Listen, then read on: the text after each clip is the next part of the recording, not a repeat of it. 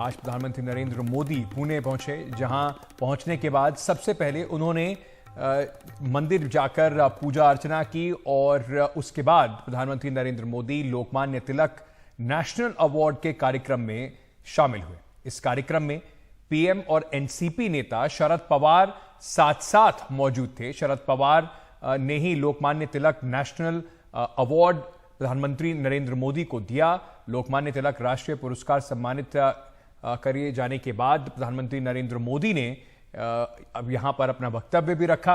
लोकमान्य तिलक की विरासत का सम्मान करने के लिए 1983 में तिलक स्मारक मंदिर ट्रस्ट की तरफ से इस पुरस्कार की शुरुआत की गई थी। इधर महाराष्ट्र में विपक्ष के कुछ नेताओं ने प्रधानमंत्री नरेंद्र मोदी के पुणे दौरे का विरोध भी किया। इन सबके बीच सवाल यही उठता रहा कि शरद पवार किस खेमे में हैं, वो एनडीए के साथ हैं या फिर नए बने विपक्षी दल इंडिया से जुड़े हुए हैं। एक तरफ जब विपक्ष अविश्वास प्रस्ताव ला रहा है, शरद पवार की पार्टी में फूट हुई है जिसको लेकर उन्होंने बीजेपी पर तीखे हमले भी बोले हैं। उसके बाद इस तरीके से प्रधानमंत्री नरेंद्र मोदी के साथ स्टेज जो उन्होंने शेयर किया, उससे एक बार फिर से कंफ्यूजन जो है वो सामने दिखाई पड़ रही है, कम से कम एनसीपी के उन नेताओं की तरफ और महाविकास अघाड़ी के लिए भी, जो कम से कम चुनाव बीजेपी के खिलाफ महाराष्ट्र में लड़ने की तैयारी कर रही है। विजय चोरमोरे वरिष्ठ पत्रकार हैं, हमारे साथ इस वक्त जुड़ रहे हैं। वेंकटेश केसरी भी वरिष्ठ पत्रकार हैं। आप दोनों का बहुत बहुत स्वागत। विजय जी, सबसे पहले मैं आपसे ही शुरू करना चाहूंगा और समझना चाहूंगा कि ये शरद पवार का वहां शामिल होना शिष्टाचार माना जाए, राजनीतिक तौर पर इस पे कुछ संकेत माने जाएं, क्योंकि जो एमएलए हैं जो शरद पवार का सपोर्ट कर रहे हैं एनसीपी के, उनको तो शायद ये समझ नहीं आ रहा होगा कि किस तरफ जाके बैठ जाए।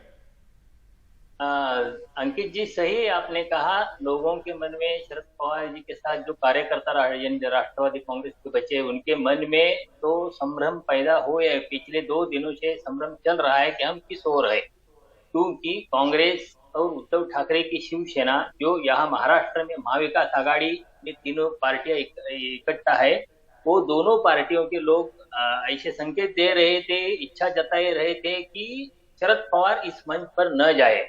मगर अंकित जी, मैं एक बात के ऊपर आपका ध्यान देना चाहता हूँ। जिस दिन 2 जुलाई को जिस दिन एनसीपी का में फूट पड़ी और अजित पवार के नेतृत्व वाले एक गुट ने शपथ ली, मंत्रिमंडल में शामिल हुए, उस दिन की प्रेस कॉन्फ्रेंस में शरद पवार जी को एक प्रश्न पूछा था कि आपकी नरेंद्र मोदी जी से कब और कैसे बात हुई।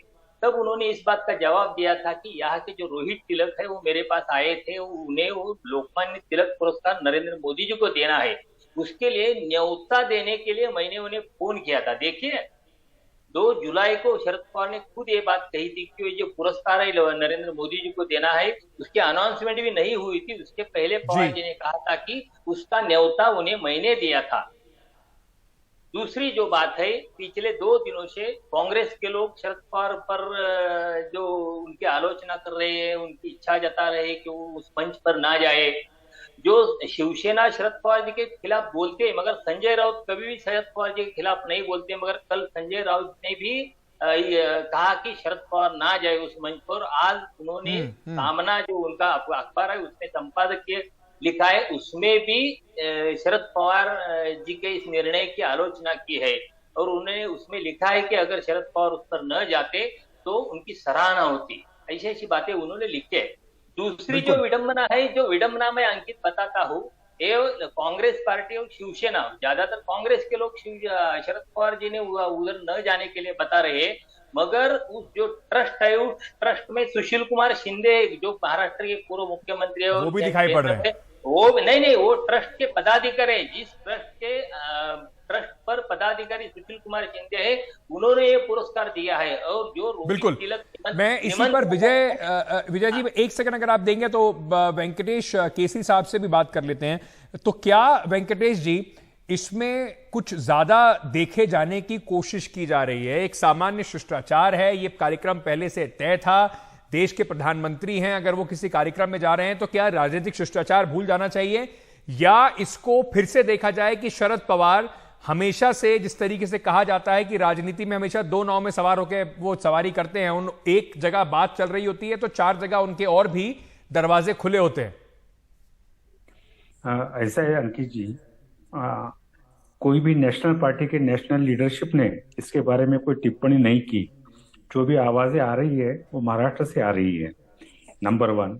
नंबर टू, शरद पवार की एक राजनीति है, वो राजनीति में वो संवाद वो तोड़ते नहीं है। जिसके साथ जिसको भी मारना है उसके साथ में भी उनके डायलॉग हो जाते हैं।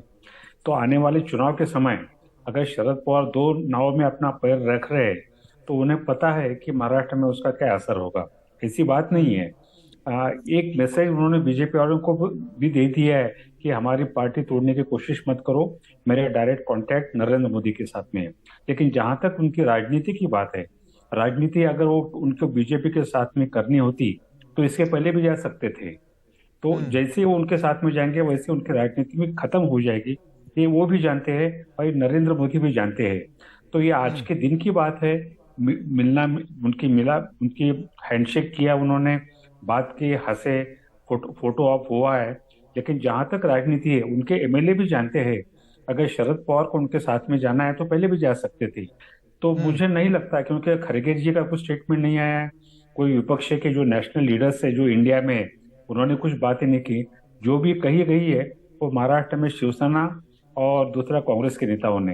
तो आने वाले दिनों में शरद पवार की राजनीति क्या होगी, किस तरीके से वो महाविकास आघाड़ी को लीड करेंगे या नहीं करेंगे। क्योंकि अभी जो रिसेंटली जो सर्वे आया है उसके अंदर बीजेपी को 24 और उन्होंने बाद में विपक्षी दलों को 24 सीटें दी है, 48 सीट्स है महाराष्ट्र में जी। तो यहाँ अच्छी फाइट होने वाली है। ऐसे में अगर शरद पवार वहां जाएंगे तो उन्हें मिलेगा क्या?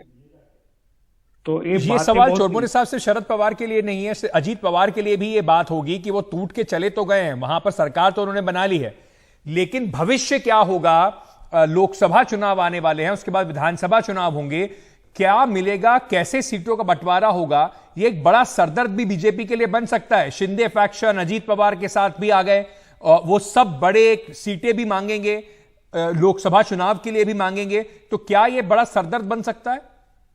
ये बिल्कुल सरदर्द बनेगा, क्योंकि अभी तक जो है सर, एक मिनट विजय चौरमोरे जी।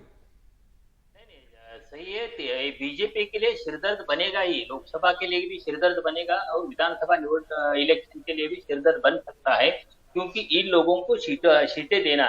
और देखिए जो सर्वे की बात वेंकटेश केसरी जी ने कही है, उस सर्वे का अर्थ यही निकलता है कि 9-10 महीने पहले एक सर्वे आया था, उसमें 18 सीटें बीजेपी और एकनाथ शिंदे को गुट को मिल रही थी। अजीत पवार का गुट उनके साथ मिलने से 6 सीटों की बढ़त मिल रही है। यही एक इसका अर्थ है। यानी कि पिछले 19 में जब बीजेपी को 42 सीटें मिली थी, उस 42 में से इतनी सारी सीटों का नुकसान एक ट्रिपल इंजन सरकार होती हुई भी बीजेपी को हो रहा है। मुझे लगता है शरद पवार जी को पता है। इसलिए देखिए, आज लोकमान्य तिलक सम्मान पुरस्कार का समारोह खत्म हो गया, और जब मेट्रो और प्रधानमंत्री आवास योजना का समारोह चल रहा था, तभी न्यूज आ रही थी कि महाविकास आघाड़ी की अगली बैठक 5 अगस्त को शरद पवार के नेतृत्व में होने वाली है। यानी देखो शरद पवार की राजनीति कैसे चलती है, मुझे लगता है।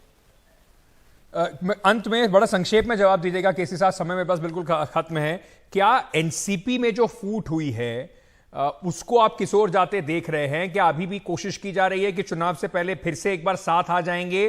क्योंकि जो वर्कर्स हैं और एमएलएज हैं उनमें तो कंफ्यूजन बनी हुई है। ऐसा इसके अंदर कोई कंफ्यूजन नहीं है। इनके पास में अजीत पवार हो या एकनाथ शिंदे हो, इनके पास में एमएलएज है, लेकिन उनके वोट ट्रांसफर होंगे क्या उस पार्टी के, इसके ये कहना बहुत डिफिकल्ट है, ये होगा नहीं है।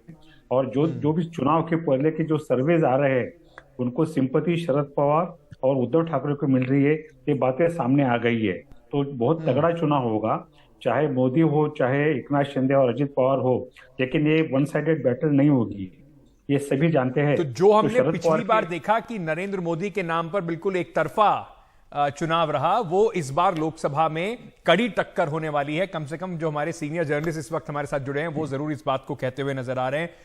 एक इंटरेस्टिंग चुनाव जरूर होगा, पत्रकार के लिहाज से उसे कवर करना और देखना कि किस करवट उठ बैठता है, वो बड़ा इंटरेस्टिंग जरूर होगा इस बार के चुनाव।